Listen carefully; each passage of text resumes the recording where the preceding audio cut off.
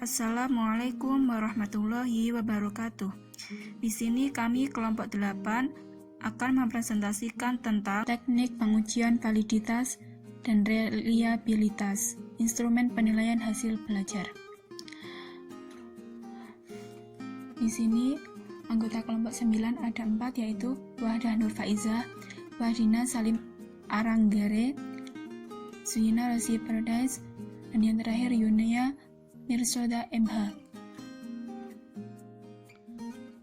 Definisi validitas. Validitas merupakan suatu alat ukur yang berupa tes atau instrumen yang dapat diketahui atau dapat dicapai dari hasil teoretik atau pemikiran dan dari hasil empirik atau pengalaman.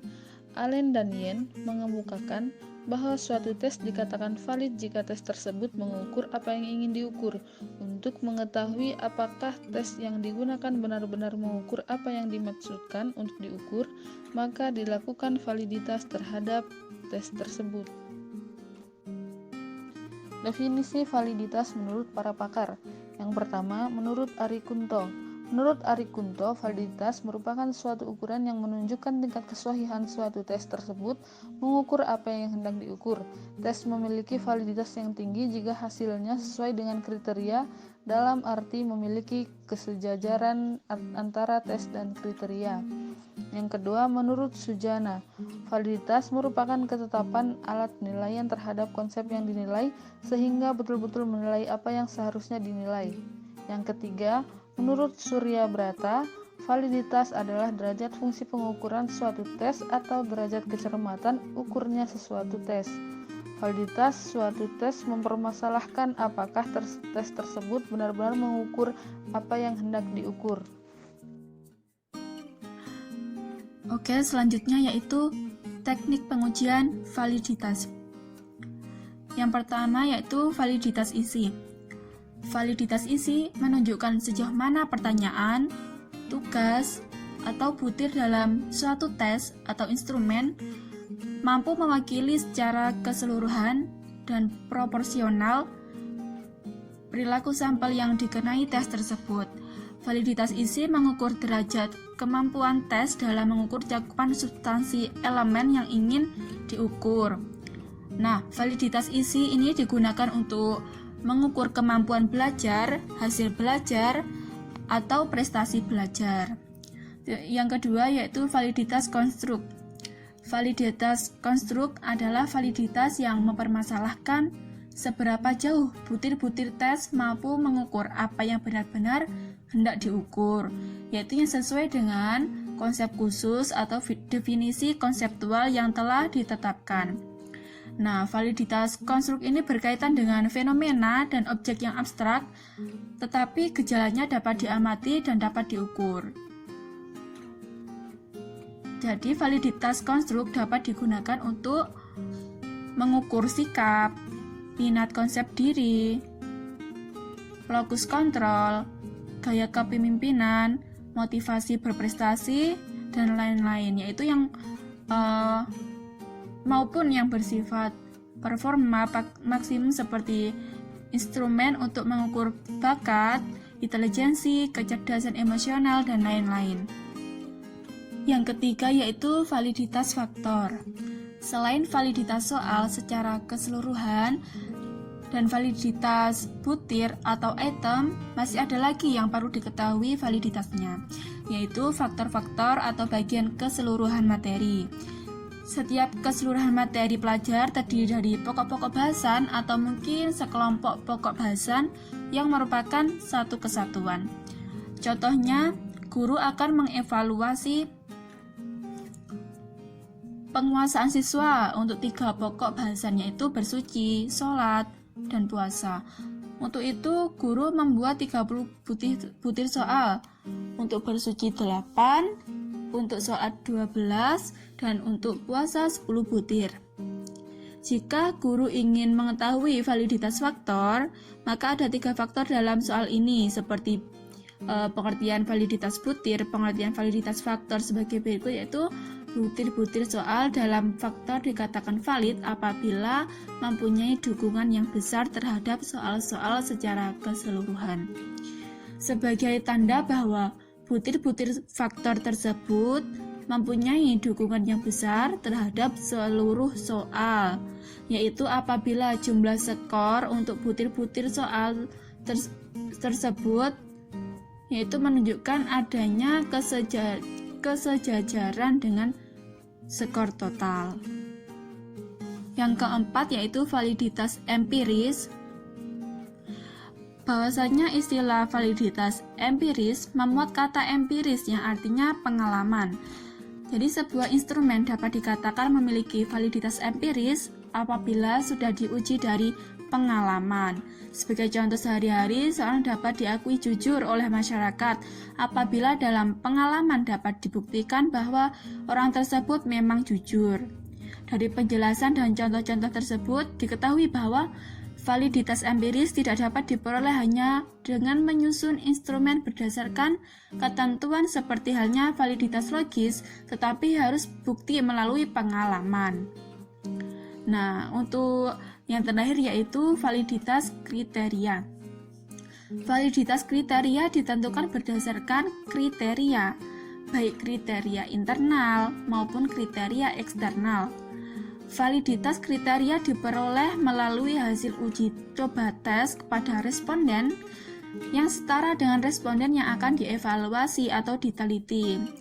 Validitas kriteria merupakan sebuah ukuran validitas yang ditentukan dengan cara membandingkan skor-skor tes dengan kinerja tertentu pada sebuah ukuran luar atau yang lain. Contoh penggunaan validitas kriteria adalah tes intelijensi yang berkorelasi dengan rata-rata nilai akademis. Asumsinya, jika intelijensi seseorang tinggi, maka yang terjadi adalah dia akan mendapatkan nilai akademis yang bagus. Saya Wahda Nur Faiza akan menjelaskan tentang rehabilitas. Definisi rehabilitas. Secara singkat, rehabilitas adalah sejauh mana pengukuran dari suatu tes tetap konsisten setelah dilakukan berulang-ulang terhadap subjek dan dalam kondisi yang sama. Contohnya seperti